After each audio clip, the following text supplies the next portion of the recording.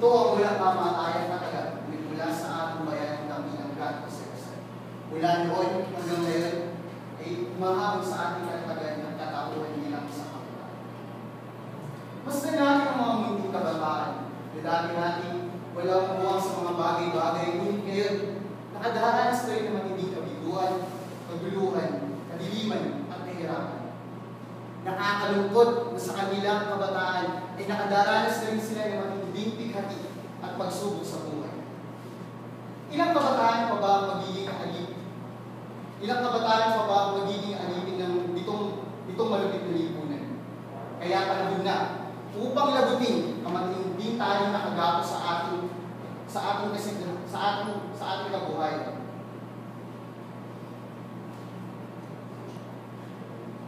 Mga kabataan, buksan natin ang ating isipan. Imulat natin ang ating mga mata.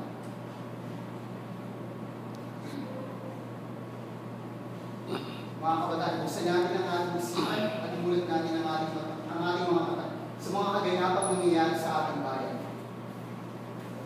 Hindi kinakailangan na hintay nakapagtapos o hindi kinakailangan na ikay marami ng karanasan sa buhay upang makatulong at makialam sa nangyayari sa ating lipunan. Ngunit paano? Madaling sabihin, ngunit mahirap gawin.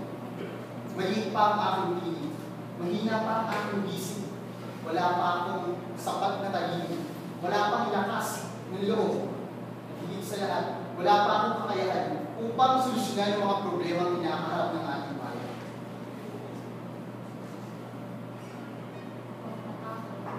Huwag matakot. Huwag matakot, mahal kong kabataan, sapagkat may kasangga at karamay tayo sa labang ito. Di tayo kailanman mag-iisa. Di tayo kailanman mag-iisa. Sama-sama natin sa maayos sa pagsasama-sama ng ating lakas mula sa ating pamilya at sa institusyon, katulad ng Pamantasang Sentro Escolar, na buong lakas at lumilinang sa ating kakayahan sa natatanging galing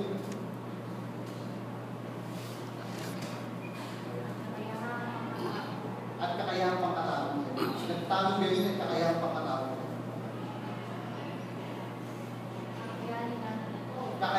Kakayanin natin ito kung tatagumpay tayo.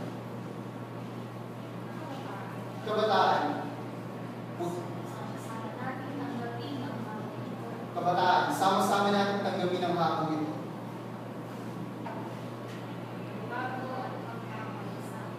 Kabataan, sama-sama natin tanggapin ito. Magbabago at pagkakaisa.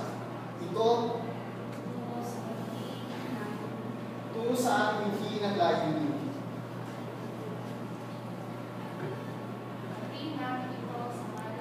Harapin natin ito sa ngalan ng iba pang kabataan na walang itataya sa kanilang sarili upang para sa lipunan ng sabayan. At sa mga iba pang kabataan na narito at nagsasawalang puno sa mga nangyayari sa kanilang paligid.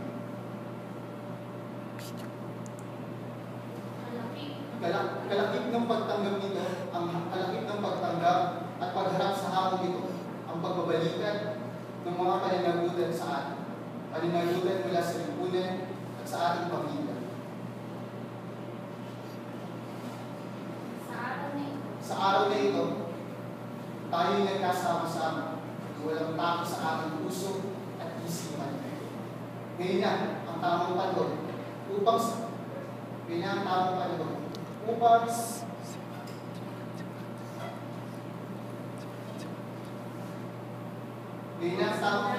simulan ng pagbabago at harapin ang hamon sa ating panahon.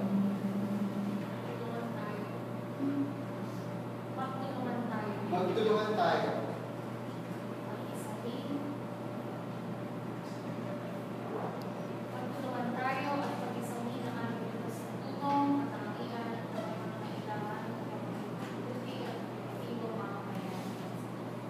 Pag-isahin natin ang ating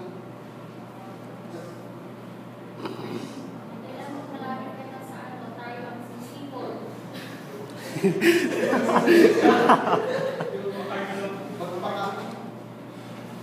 tayo at isisip natin ang hinigas ng tulong at ating anak sa ilahan, ang maging mabuti at sumisibong mamamayan. Magpakatatag tayo ng buong lakas. Magpakatatag tayo ng buong puso at magtiwala sa ating lakas. Tayo, Tayo sisipol. Tayo ang sisipol sa mga pamilyang ahas. ang sisipol.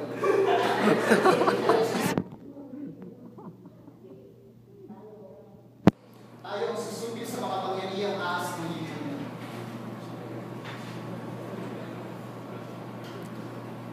Tayo ka, Lumayo mga kabataan, magsikhay at magtunyagi.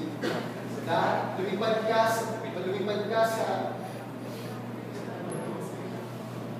ka sa ipapawid at dahan-dahan mong ibuka ang iyong pakpak at ibagayway ito. Daminin ng buong puso ang kalayaan na tinatamas. Mga kabataan, saan man tayo mapalpad, ano man ang ating marating, ano man ang ating marating at pangarap, lahat ng ito ay makakamtan sapagkat nasa likod ng bawat kabataan ng institusyong mapagmahal, mapaggalingan, at kailanman ay hindi nagpabayaan. Kasapin natin ang buong lugod, ang katalinuhan, kahusayan at kabutihan. Na patuloy na hinihubula ng ating mga magulang at pakal. Patungo sa isang masagana, mapayapa at mapayapang kinabukasan.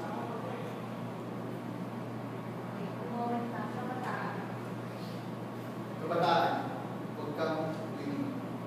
Huwag ka nang lilito. At higit sa lahat, huwag ka nang pamilya. Sapat na ang iyong mga natutunan upang itulak ka sa isang magandang kinabukasan. Salamat, Senator Escura. Salamat, ikay maalaman.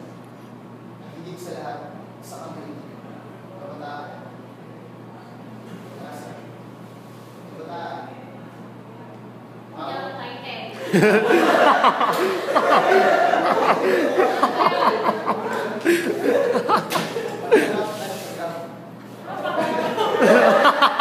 Hamon ba na nagutan? Hamon pa na nagutan. Hamon pa na nagutan.